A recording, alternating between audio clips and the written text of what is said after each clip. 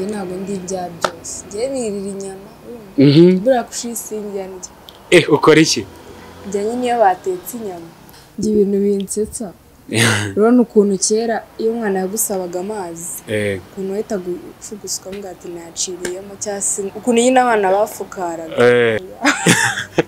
oya mani vuga ntari oya njye nibyo byanyicaga n'ibintu byo gukomorana oya ari ikintu ariko tsibyo oya mani kirahari kivuge mani ikintu nayo ngiye gutsimba yire nibyo byo gukomorana ukabyuka ugasanga bagutoboye mana wari ushonje ukabura naho nawe utobora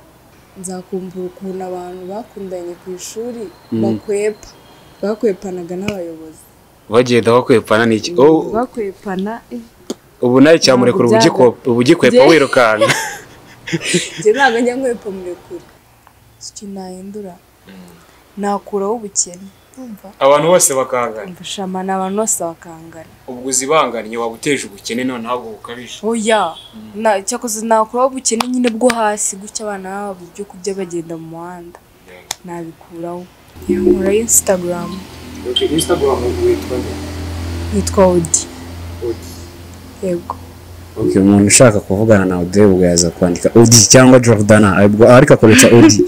ni Instagram gusa ukoresha yego Instagram nonshaka call ashaka mugurira